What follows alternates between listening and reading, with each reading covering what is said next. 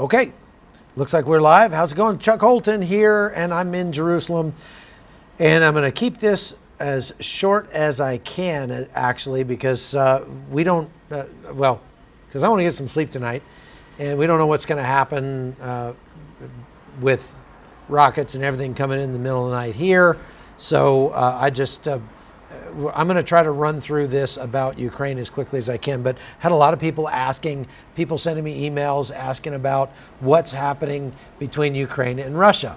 And there's a lot going on. I would like to do more reporting on Ukraine and the war there, because there's a lot to talk about, and there are a lot of people hurting there. And that's my calling, to report on the people who are hurting. But it just isn't working out, because there's only one of me and there's more than one war. So there you go. Now, let's just make sure we are on. I want to make sure that okay. So we got, and we're off. Okay, 5x5, good. Thank you very much. I appreciate that. Let's get into this. Obviously, you've heard about the invasion of Russia back about 10 days ago. The Ukrainians moved forces into Russia in the Kursk region. Now, this was not what we have seen in the past during this war, where a special unit of Russian dissidents decided to go in and mess things up in Russia. And the reason that they would do that was manyfold, but this is not that. This is actual troops from the Ukrainian military, thousands of them, looks like several brigades, and they're moving more in all the time.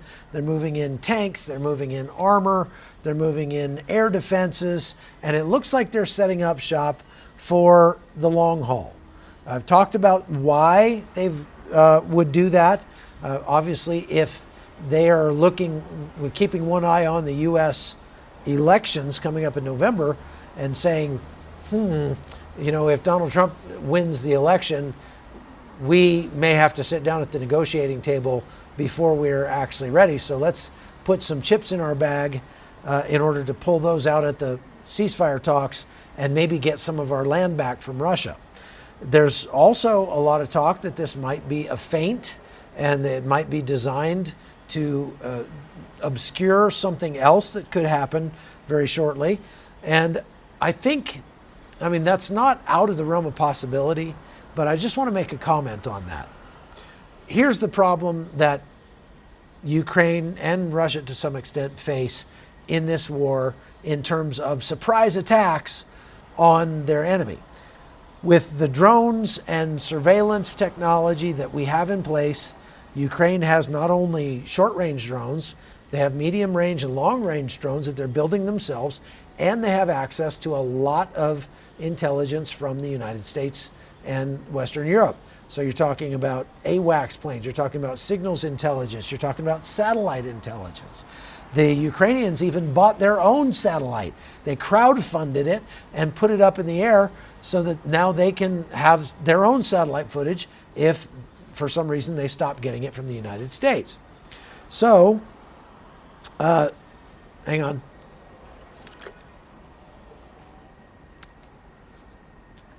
Russia obviously has lots of aerial reconnaissance assets as well.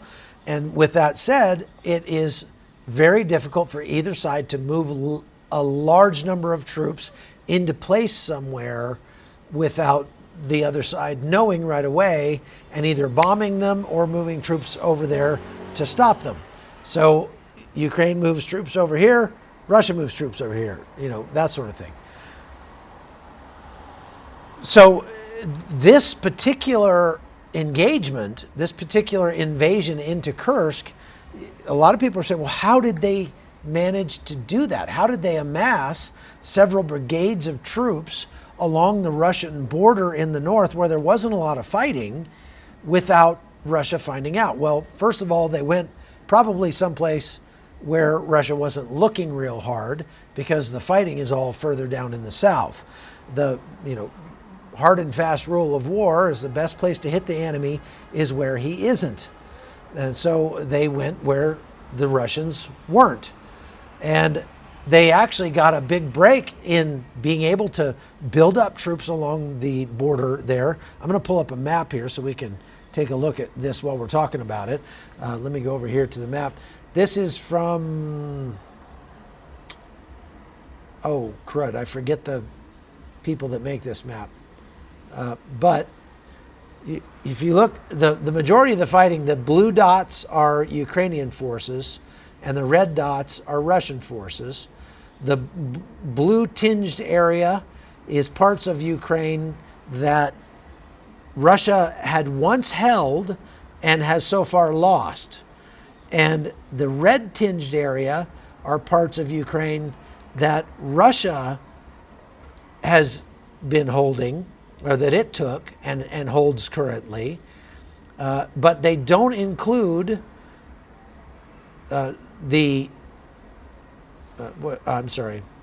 Sebastopol down here, the naval base in Crimea.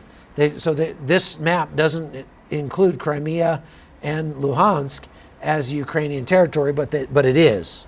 So that's just an oversight probably.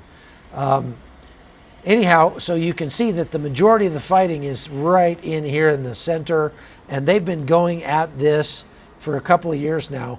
I want to zoom in on Kramatorsk because I've spent a lot of time in Kramatorsk, and to drive from Kramatorsk to this frontline area that is controlled by Russia takes about 15 to 20 minutes. It's very, very close. And Kramatorsk gets bombed all the time. There's still a bunch of people living there, though. And it's like this. So you remember when, let's see, you remember when the big fight, this is more than a year ago. So when I was last in Ukraine, just, last June, I went to this area up in here, and if I remember right, we didn't get all the way to Severodonetsk, or we might have gotten to Severodonetsk, but now that's been taken over by the Russians. So you can see where the Russians have made some gains over here, and it's been very slow, not big breakthroughs or anything like that. It's just been very slow, grinding war of attrition. Russia has been losing a lot more troops than Ukraine has, but they have a lot more troops to lose, and they don't care. And they're perfectly happy to just chew up troops in order to gain ground. And they know that Ukraine might not have lost as many troops in this battle, but they don't have as many to lose either. So it's not good for either side. And they've kind of come to a stalemate in here. I won't say a stalemate. It's a grinding war of attrition, but the reason that it goes so slow is because the defenders, in this case Ukraine, dig trench lines, and then behind those trench lines dig new trench lines, and behind those trench lines dig new trench lines. And when you're attacking trench lines, it's usually very costly for the aggressor. So Russia is going to lose a lot when they're attacking trench lines, just because the enemy is dug in, they have cover, they have concealment, and the Russians have to just walk up on them and assault those positions, and they just lose a heck of a lot of troops in the process. Down here in the south, things are a lot more stable. I want to find here, so here's the Zaporizhia town, and Zaporizhia nuclear plant is down in here, and it's controlled by, oh no, here it is, over here. It's controlled by Russia. But Zaporizhia was once controlled by Russia and was taken back. Now, when I was in Ukraine on my, let's see, in November of 2022 with my daughter Amy, we went down and visited the town of Orihiv. And the town of Orihiv at that time was about 2 kilometers from the front lines. That's 1 mile from the front line. Well, now it's about 3 miles from the front line. So in 2 years, this part of the front line, the Russians have made exactly 0 progress and have actually lost ground. And Orihiv still stands. And so here's what you got up here in the north. Not long ago, this major town of Kharkiv here was under assault by the Russians, and the Russians tried very hard to take Kharkiv and to take this region back again. They lost more than 10,000 troops, I'm told, in that offensive, and the offensive failed. They managed to hold a little bit of territory right here along the border, and that's about all they got out of that major offensive. But it gave the Ukrainians an opening. It gave them an excuse to move a whole bunch of troops up into this region. And so they moved a bunch of troops up into Sumy, and the Russians likely thought, oh, they're bringing troops in to fight in this Kharkiv offensive. Well, they didn't take them back. And when the Kharkiv offensive essentially failed, now Ukraine had all of these troops pre-positioned up here along the border, and that precipitated their push into Russia. So here's the Russian, I want to still make sure you're all seeing this, okay? Yeah. All right, so here's the Russian border right here, and the blue is Ukrainian troops inside Russia, and the red is Russian troops around them. Now, so this is all just sort of by way of background to help you understand where things are. To give you some sense of the scale of things, if you look over here, here's Kyiv, right, the capital city, and to get from Kyiv to Kharkiv is about a 6-hour drive. Okay, so it's a long way. It would be like driving from Washington, D.C. to, I don't know, mid-North Carolina or something. South Carolina, I mean. Charleston, South Carolina. What's that, like 5-6 hours? I don't know. But it's a long drive. Ukraine is a big country. And they've got a good road between there and between Kyiv and Kharkiv. My driver would routinely go 120, 130 miles an hour on that road whenever we would go out that direction. So what I want to show you next is an idea of what the trench lines look like after they've been there a while. And here's why I want to show you this. My assertion here is maybe a little different than other people's assertions. A lot of people are pointing out that Ukraine may have pushed into Russia to take land that they can then trade for land inside Ukraine in a peace deal. That makes sense. Maybe a lot of people have said that they've done this because it was lightly defended, but there were troops that were poorly trained, poorly led, poorly equipped inside Russia, definitely not motivated to fight. And so when they pushed in there, they were able to take thousands of Russians captive, Russian soldiers, and that will help them in their negotiations to get Ukrainian captives back from Russia. That makes sense as well. Totally makes sense. Some others have said that they have done this to cause Russia a dilemma because they're going to have to now shift troops up to the north to deal with this incursion, and those are troops that cannot be used down to the south. That makes sense as well. Some people have said that they did it because they want to take over a gas pipe switching pipeline that sends gas or natural gas to Eastern Europe. Well, okay, I hear you there, The only thing is, if we pull out a little bit, what you'll notice is that there is another country between Russia and Europe, and it's called Ukraine. That pipeline that they're taking over the switching station for goes through Ukraine. And Ukraine actually makes money from Russia. This is mind-boggling to me. Greta was freaking out over this last night. This pipeline is the last pipeline that Russia has that sells natural gas to Europe. And they've been doing this for the entire war. Now you would think, wait a minute, Russia has a pipeline that goes across Ukraine into Europe.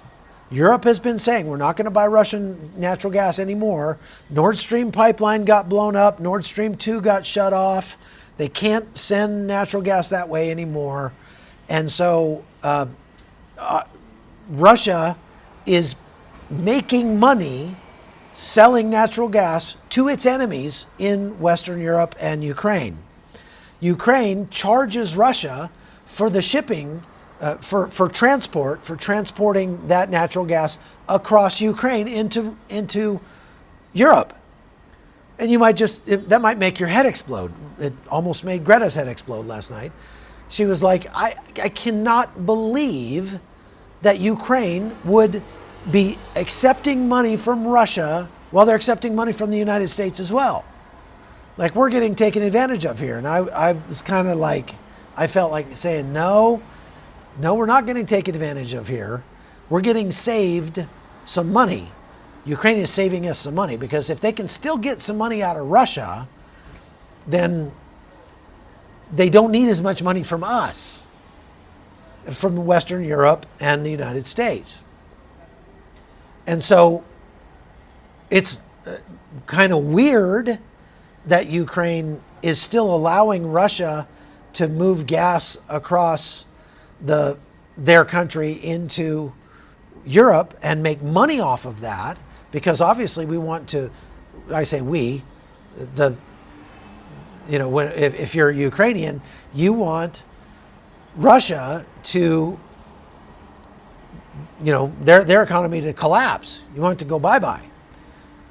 But if you were to look at it pragmatically and say, okay, Ukraine makes this much money, Russia makes this much money off of this transaction, and they're still willing to do it. Europe is still willing to buy it because they still have not been able to replace that natural gas.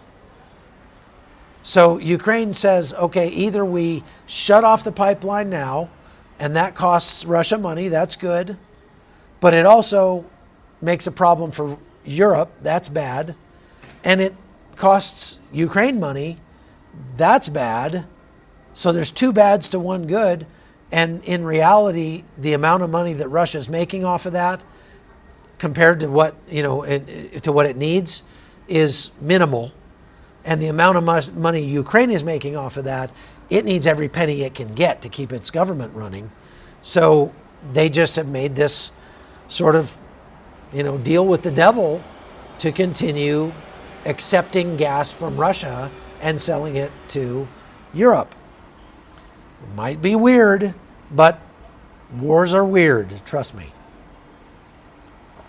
Without a doubt, wars are very weird.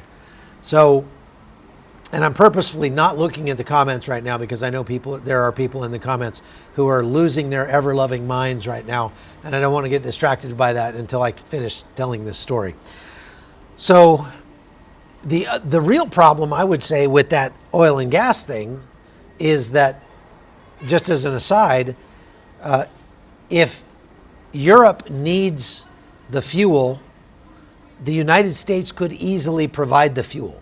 But the Biden administration has shut down so much of the natural gas industry in the United States that we're not providing that kind of fuel to Europe. So the U.S. could be making a profit off of this, which would be reducing our overall outlay for Ukraine, but we're not.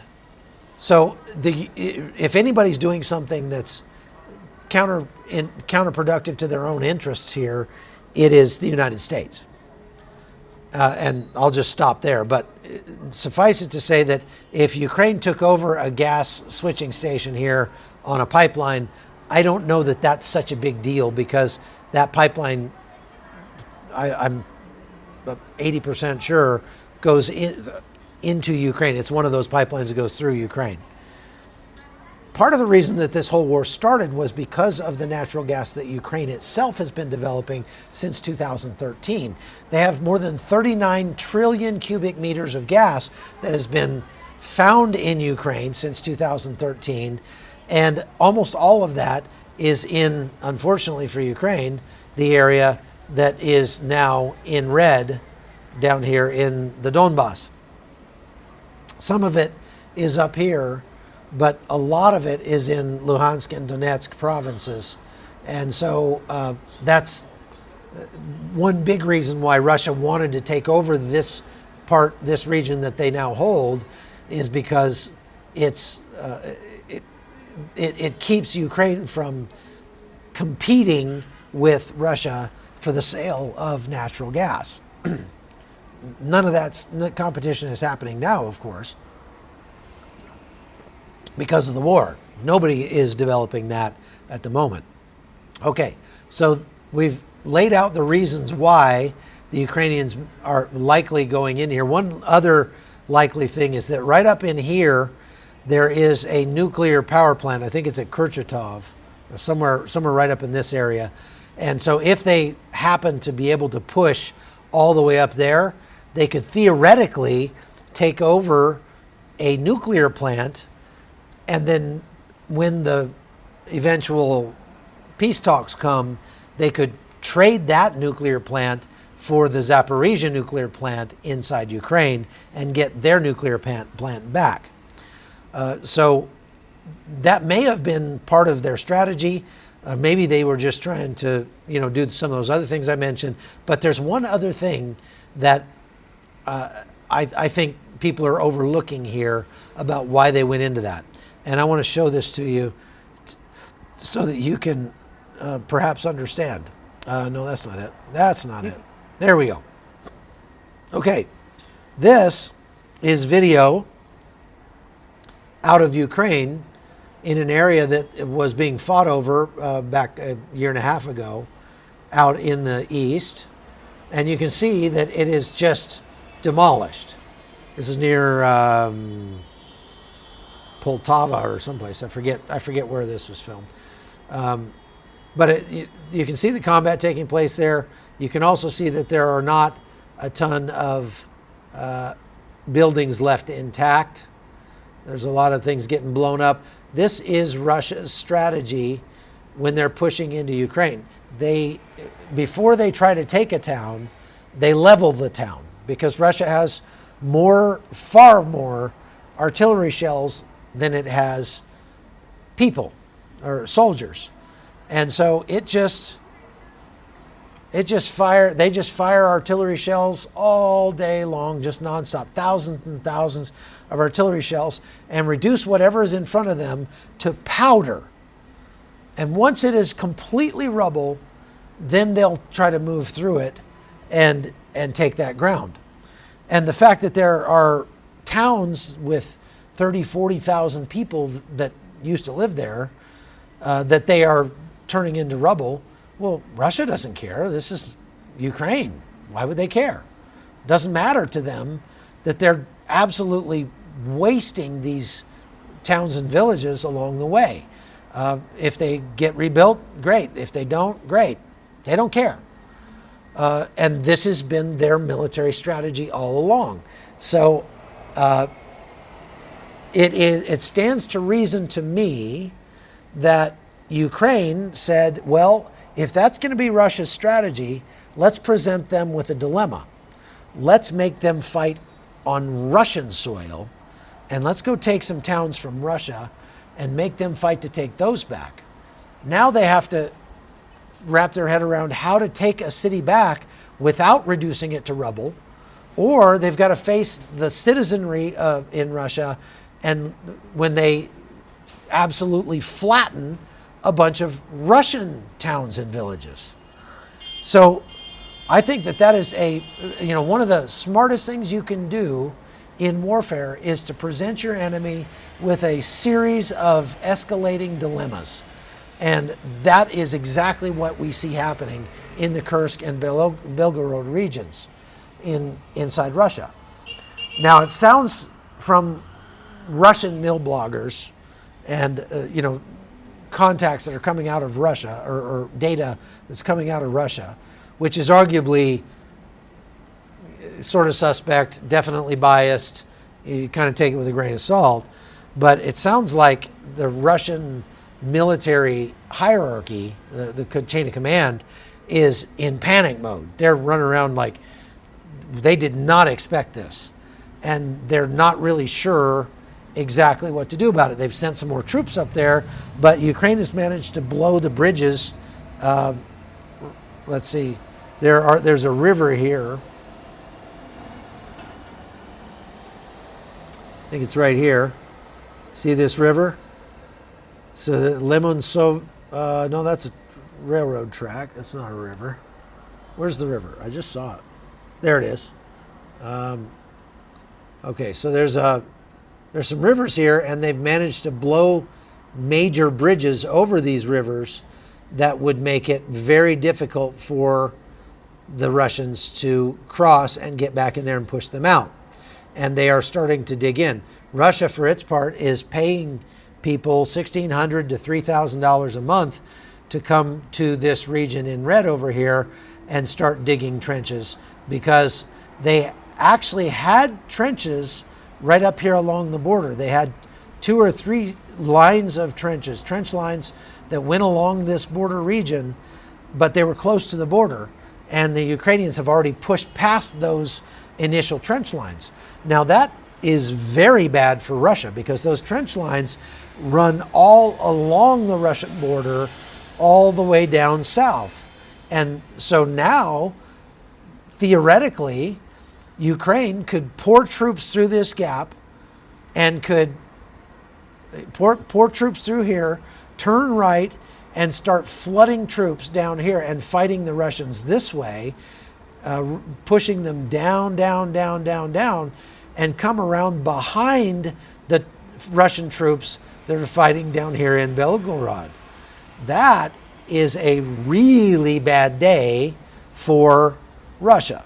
Now, it's a very risky move on the part of the Ukrainians, because they could easily get into a sort of surrounded position if they got down to Belgorod and they brought a bunch of military down these roads from Moscow. But I want you to look at something just for a second. From where they are to, so here's where they are. Here's Moscow. It's about 350 miles. Here's Kyiv over here. It's about 290, 300 miles. They're almost as close to Moscow as they are to Kyiv at this point. And if there, obviously there's not a lot of trench lines and soldiers between the Ukrainians and Moscow. Now, I'm not in any way saying that they're going to push toward and take over Moscow. That's not going to happen. But I do want to point out that Vladimir Putin had been warning, and a lot of pundits, especially on the right, had been, pulling their hair out and freaking out and saying, if the Ukrainians strike inside Russia, Russia will respond with nuclear weapons. And they have been saying, even Vladimir Putin himself has said that if the war expands into Russia, that Russia will respond with nuclear weapons. It might come to that at some point, but remember, if Russia uses nuclear weapons, then so does Europe and the United States on Russia, and so it's mutually assured destruction. And so he might wish he could push that button, but if he does, he destroys his own country and his own grip on power, and that's the last thing that Vladimir Putin wants. All right? So I just wanted to point that out, that they've bypassed the defensive trench lines inside Russia, and so they've created this corridor, this funnel that they can push troops through and then turn left or right and widen that front out and cause Russia to have to pull all kinds of troops up there to fight them. And maybe that is their ultimate goal. Now, Russia has had a hard time bringing planes in there because they shoot them down. There was footage out today of a Russian attack helicopter getting shot down in the Kursk province. So the Ukrainians obviously have brought in anti-air defenses to shoot that stuff down. Now they could start dropping this again.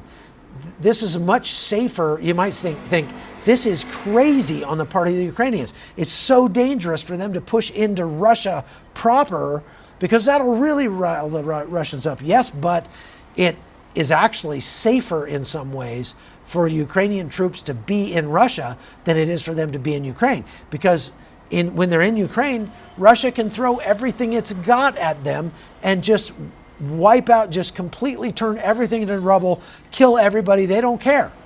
But if they're in Russia, they really are it's going to be harder for them to justify waging that kind of war.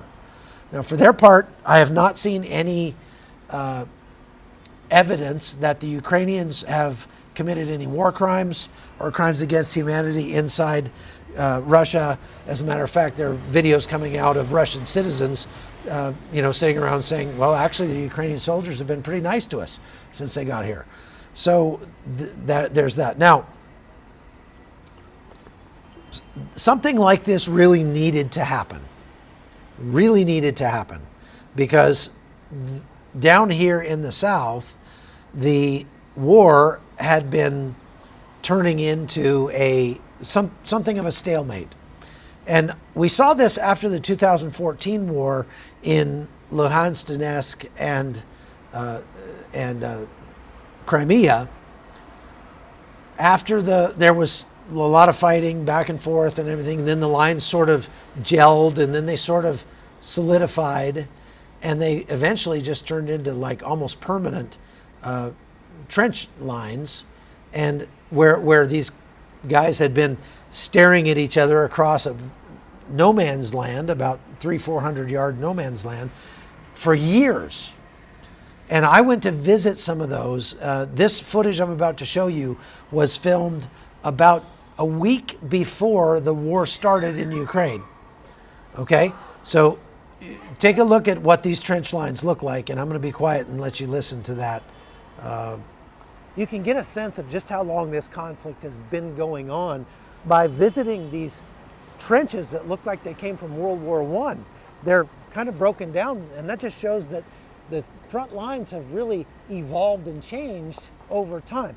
Come look at this bunker over here. It will give us a sense of what the living conditions are like for the troops that have spent years now out on the front lines. Take a look. This is constructed out of old ammunition boxes and timbers, and with roofing made out of corrugated concrete. But they've got a view here of the current front lines, which are just across that valley over in the tree line on that side. And you can actually see enemy positions from this spot, even though using this that much anymore. So the living conditions here are literally like they were in World War I. You can see it's just miserably cold and wet, and the troops that are out here have had to suffer for this for a long time. Okay, I'm sorry if that was a little quiet. That was as loud as I could possibly get it. So I hope you could hear all of that. But that is what those trench lines look like. And so if what Ukraine was looking at was slogging through another winter with several 100,000 of its young men and women living and sleeping in trench lines like that. And they're still looking at that possibility, but they are also looking at the upcoming elections in the United States and thinking that they may be forced into some kind of ceasefire deal sooner rather than later. And so they're just trying to improve their position as much as possible. I think that it was a very bold, audacious move to go from World War I trench warfare and choose instead this high mobility warfare where they are using combined arms, and it's more of like a chess game. They're rushing in there with trucks, with tanks, with artillery, infantry, all kinds of stuff, and then they're not just attacking head on to the Russians and having the Russians attack them head on. They're trying to probe the Russian defenses and then move between Russian units, get around behind them, flank them, and then cause havoc from the rear. That is a very smart thing to do, especially at this juncture in time in the Ukrainian war. Okay? All right, so let's see here. Vance Moody, you're about to get booted. If you're just going to be disrespectful, you'll get the boot. Let's see. Okay, so I'm looking at the comments now, just looking for some questions. All right. If you have any questions, then go ahead and post them now, and I will real quickly try to answer some. Is it appropriate for me to add 7 emojis to my comments and questions? Maggie, I'm not going to read your emojis, but go right ahead. You didn't understand this was another trench war? Yeah, it is. Certainly is. Ukraine was genius to go into Russia? Yeah, okay. Question, because of the setback, will Russia get rid of Putin to save face? Well, from your mouth to God's ears, let's all hope that the Russians do decide to do that. But this is not good for Russia. And you know what else it's doing is it's giving the Western world a better sense of how Russia is doing. And it's actually not doing very well. There are a lot of people you can find out there, Colonel McGregor, Scott Ritter, people like that, who will tell you Russia is doing just as good as they've ever done. They're totally fine, and they're strong, and these are the same people who were saying that Ukraine was going to lose within moments. If Russia's in that good a shape, they wouldn't be literally trying to recruit soldiers from North Korea and Sudan and Pakistan and Nepal and Colombia to come fight for them. But that's what they're doing. If Russia was really that strong, their ruble would not look like it does today. Their ruble got stronger after the war started because people thought that they would be able to pull it out after time. But the ruble's not doing too well anymore. Are those cats or kids screaming down there? Oh, they're cats screaming. If Russia was doing that well, then there wouldn't be 3 million young Russian men who would have fled the country and gone to other parts of the world. If you want to know how Russia is doing, go to Armenia and walk around downtown and just stop a random passerby and talk to him. There's a very good chance it will be a Russian, and there's a very good chance that he came to Armenia to escape the war, either because he was unable to work anymore or because he was about to get drafted. Talk to some of those guys about how Russia is actually doing. There are YouTube channels from Russians that are in Georgia and in Turkey and in Argentina and all over the world talking about what life is like right now inside Russia and why they chose to leave. If Russia is doing so well, why are they continuously having to shake up their military, and especially their highest leadership echelons of their military? There are just so many markers that show that Russia is not benefiting in any way from this conflict. They're not winning in any way in this conflict. They may not have lost yet, but they're not winning either. Now, at the same time, Ukraine is hurting badly. And Ukraine is also having to recruit like prisoners and whoever they can to go to war. But think about this. In the United States, the draft age is 18. Or is 18, was 18 last time we drafted anybody.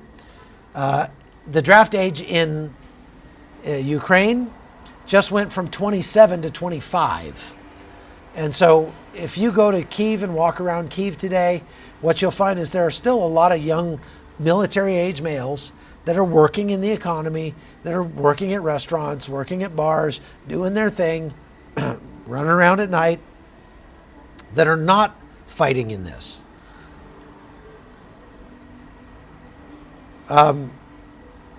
Lyle Smith asks, why is this war not filmed, reported from the front lines and viewed in the West as Vietnam or Iraq war?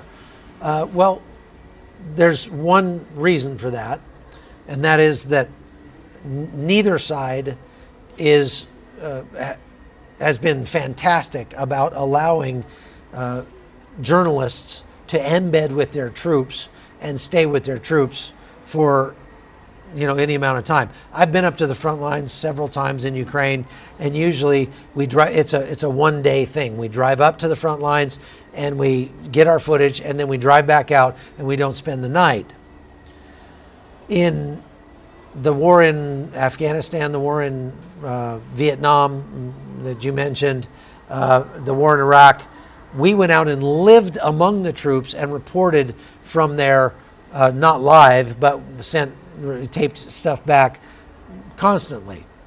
And neither side in Russia's war is really allowing that. Actually, Russia's allowing it for paid shills like Patrick Lancaster, but not allowing it for any reputable journalist. So that's why. But on the flip side of that, Lyle, there's an absolute flood of video coming out every single day from right on the front line. Some of the most incredible combat footage ever filmed in history is coming out of Ukraine because the soldiers themselves are filming it and are putting the information out. Though there are any number of mill bloggers on Twitter from both sides, from the Russian side and the Ukrainian side, who are every single day posting unbelievable, sometimes incredibly graphic videos of what is happening on the front lines. So if you want to get a sense for what's happening on the front lines, go to Telegram and pull up things like combat footage at combat_FTG. They've got some, let's see, just run down some of the Telegram channels that I follow. There is this is for the war in Ukraine.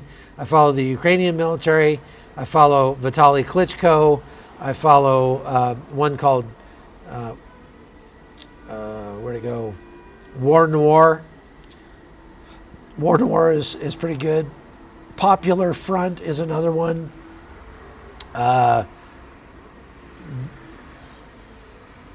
Voin Ukraini, Vony Ukraini, something like that. It's in, some of these are in Ukrainian or Russian, so giving you the names is a little tough. Anyway, suffice it to say, you can find a tremendous amount of footage on Telegram, uncensored. Some of it you can never unsee if you really want to see live, not live footage, but if you want to see up-to-date reports coming out of the front lines. There is a lot.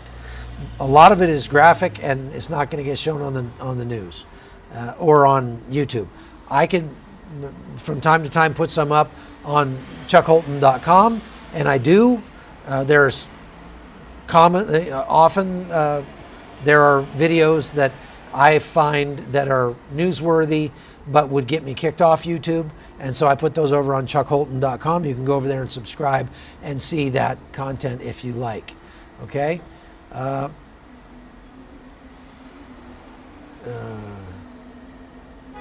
Do most Americans understand the possibility of missiles on U.S. soil due to the necessity of weakening U.S. in front of the world for the long-term betterment of Russia and Chinese economies? Mrs. America, I don't think many Americans understand that possibility. And we don't have an Iron Dome system. So let's see here. I just saw a question go by.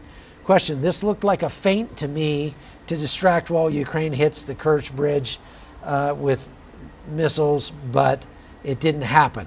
Do you think the USA and NATO told Ukraine not to wipe the bridge out? No, I don't think they told them, Jimmy, not to wipe the bridge out. They have hit the bridge about 4 times recently with rockets, or missiles, and they weren't able to take it out.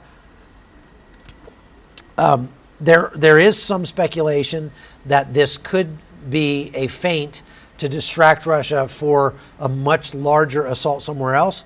I think, talked about why I think that might be a little bit difficult for Ukraine to do, because if Ukraine is amassing forces someplace else for a major push to try to, take Crimea or something like that, everybody would know about it. Russia would know about it. We would know about it. Everybody would know about it, because you just can't hide that many troops anymore. There used to be a time where if they were behind enemy lines, you could move troops around and nobody would know, but that's not the case anymore. Now, I will say it is a virtual certainty that in the next few days there will be a massive, much bigger than usual, missile attack on Kyiv, or on Ukraine as a whole, Kyiv in particular. Because Russia is going to try to punish Ukraine for what they're doing in Russia, and there's some intel out there that Russia has been amassing a large stockpile of missiles of different kinds and drones and stuff to fire all at once into Ukraine to try to punish them for this event. So I would be on the lookout for something like that. What if Russia nuked Russian area in Kursk? Well, if they nuke their own country, that might not be quite as bad in the world's eyes. But if they set off a nuke at all, they are going to pay a very heavy price from the rest of the world.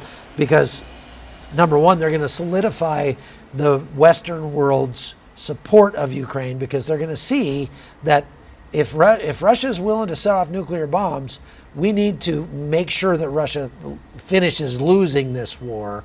And so they're going to just, it's going to become a self-fulfilling prophecy. Russia says, the West is a threat to us. They weren't. The West was not a threat to Russia up until Russia invaded Ukraine. They weren't.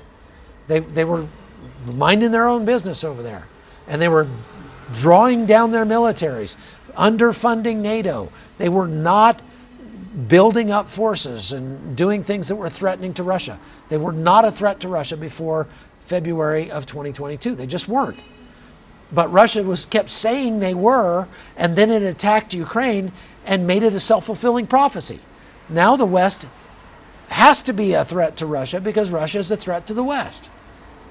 And so if they set off a small nuclear bomb in Russia, NATO will respond, and they will likely respond nuclear, and then we're talking end of the world as we know it kind of stuff. Okay? It would be very, very bad. If Ukraine advances, will they replace Putin? Okay, we already asked that one. I think that's the last question we got.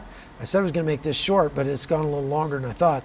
What happens if Russia escalates? To them, this is still a special military operation. No, they've actually quit calling it now special military operation, I think. Or at least I heard that somewhere. If they formally declare war, what are they going to do? Move troops into Ukraine and start fighting? Russia has lost about 80 to 90% of all of its armor. All of its functional armor has been destroyed, damaged, or captured in Ukraine. Now, they have a lot more armor that's in storage, but most of it is so rusty and so outdated and so old that they've had a very hard time putting it back into service. Some of it will never be put back in service. Now, they are able to crank out new tanks, but not at the rate that they're losing their old tanks. And so Russia is, every single day that this war goes on, Russia becomes less and less of a strategic military threat against the West. They still have nukes, that's true, but remember, if you use a nuke, you might as well use it on yourself, because a nuke will be landing in your city very soon thereafter. If you use a nuke, your country will get nuked. That's the whole point behind mutually assured destruction. Okay? Question, third posting. Did Ukraine take Russians as hostages? No, they did not take Russians as hostages. They captured Russian soldiers who surrendered. If the Russian soldiers don't want to surrender, then they will fight them and they will kill them, or not. I mean, look, this has not been without cost for Ukraine. There is video coming out on Russian mail blog sites of Ukrainian armor getting destroyed and Ukrainian men getting bombed and wounded and killed and stuff like that in Kursk, in this incursion. But you can't say that that Ukraine is taking hostages, because they're not capturing civilians. As far as everything I've seen out there, they're only capturing military, uniformed military, and people who are surrendering to them. And so those people are legitimate prisoners of war. They're not hostages. Question, what website are you using for Ukrainian-Russian positions? The map is just a Google map, but it's got an overlay on it from, oh boy, I'm sorry, I don't remember. I don't remember what, it's not War Mapper. I look at War Mapper a lot. I can go look it up. Hang on just a second. Let's see if I can find this. Let me just look real quick in my history and I'll tell you. It's called Syriac Maps. S-U-R-I-Y-A-K. S-U-R-I-Y-A-K. Syriac Maps. And it's a pretty good map there, as you can tell. Okay, so any other comments real quick or questions? And then we will go. Doesn't Article 5 of NATO require a vote to enact? Yes, it does. What website? Okay, so we got that part. Trump mentioned building an Iron Dome when he talked with Elon. I think that's a great idea. Yeah, that's not a reasonable idea. Building an Iron Dome in the United States is not reasonable at all, because the United States is very, very, very large country, and it would bankrupt our country to try to put an Iron Dome over the entire country. We know that there are some other ways that we could do that, but our Iron Dome is called the Pacific and the Atlantic, and we don't have to worry about being missile attacked by Canada or Mexico at this point. So far we're pretty good. Okay, but there's no way that you could ever build an Iron Dome in the United States. The U.S. is too large for that. Do you believe this war will roll into the whole Middle East with Iran and Israel? Well, it is connected. Russia is certainly involved over here as well. This is all part of what I am calling World War III. You can, take that, tell everybody. Chuck Holton coined the term, the World War III here. I'm just kidding. But I really do think we're in the opening stages of World War III. I just don't think it's going to look like World War II. Can I say a prayer for Rich Brady in the chat? Okay, what should I pray about for Rich Brady, Ryan? If you can make a quick comment and tell me what I should pray about. I can't easily go back and find Rich Brady. I see him here. channel activity. Would you please pray for me before you go? He said. Okay, Rich, what can we pray for? While I'm waiting for that answer, cancer, somebody said? Okay. He is in great need of healing. Any stats on how many rockets sent from Israel to Lebanon? I only hear about the other way. Well, Israel is sending mostly missiles that are fired from airplanes. Excuse me. And so let's just say several every day, probably. Are you going to Ukraine soon? No, I've got a lot of things on my plate and probably couldn't go to Ukraine until end of October, if that. Naps and boots. I give up so much for questions. Sorry, man. I'm doing the best I can here, dude. There are a lot of questions coming through. And if you were on this side and saw what I have to see, every time I try to scroll down a little bit to see what's next, it jumps to the very bottom and jumps past all of the comments and questions since the last time I stopped the roll, which could have been 10 minutes ago. And so I lose like 10 minutes of questions and comments, and then I have to try to scroll up to see them. But when people add new comments at the bottom, then I can't see those. And when I jump to those, then it passes it. It's not a good system, I know, and I'm sorry if I'm not getting to your questions. But don't get your undies in a wad, okay? I'm not going to Ukraine soon. What will a Harris win look like for Israel? Well, it won't look good, Jesse. That's for sure. What really scares you? A world without tacos. That really scares me. A world without tacos would be, I get chills just thinking about it. Okay, so let's play. First of all, let's escort Mel out the door because he's screaming propaganda. So we'll get rid of that. And then we will go and we'll pray for Rich Brady. Okay? Father God, thank you so much for giving us this opportunity and this technology to be able to have a two-way conversation as we talk about the news. And thank you that we can also, in the process, kind of become a family. And at least a close group of friends, even though we've never met in person. So I pray for everyone who's watching, but I want to pray specifically for Rich Brady, Father. I pray that you would lay your hand of healing on him. We know that you are the great physician and that you can work in people's lives and you can give them complete and total healing, no matter how close they are to death, because you're the one who raises people from the dead. And you're the one who gives life.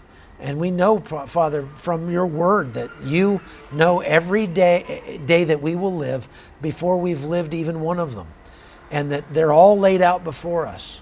And so, Lord, I just pray that you would heal Rich, but I also pray that you would give him a supernatural peace and a trust in you. And Lord, if it's time for you to call him home, I pray that you would give him courage, and I pray that you would give him a peace about that. And I pray, Lord, that his life would be right before you, the Most High God, when he goes to meet you. And we know, Lord, that just takes submission, just takes submitting to you, asking for forgiveness for our sins. And the Bible promises that if we believe in him, believe that Christ was raised from the dead, then we will be saved. And so, Father, I pray for salvation, and I especially pray for healing. We know that you have the ability to do far above and beyond everything we could even ask or think. So I pray that specifically for Rich Brady tonight. In Jesus' name, amen. All right, folks, thank you very much for watching. And Rich, I do hope that you get feeling better. And I'm sorry to hear about your troubles there. So God bless you. And you are a Christian. Okay, good. Well, then there's nothing to be afraid of. I would tell you that if things don't look good for you, I don't know what your situation is, but if you feel like things don't look good for you, then go out singing your song. You know what I mean? We used to say that in the military. If I'm going to die, I'm going to go out singing my song, and I'm going to die like a man, and I'm going to do something positive to help somebody else every single day until the day they pat me in the face with a shovel. And so that's my policy. I'm not going to be afraid of it. If my time comes, I'm going to embrace it, and I'm going to go out singing. Why doesn't Trump ever say anything positive about Ukraine but compliments Putin when he does something negative for the world? Because Trump has a poor understanding of the conflict. He has a poor understanding of quite a bit in geopolitics. Let's hope that, like last time he was president, he is smart enough to put people into positions who will help make foreign policy, who are much smarter than he is on that topic. And look, I hope I'm not being too critical of Donald Trump. Donald Trump is very good at some things. Foreign policy is not one of them. He's better than Joe Biden in many ways, but there are a lot of nuances to foreign policy that he's just kind of a blunt instrument, and that doesn't quite work. He's also something of an isolationist, and I understand the feeling of wanting to be an isolationist. Let's just let the world burn and we'll just take care of our own homeless people.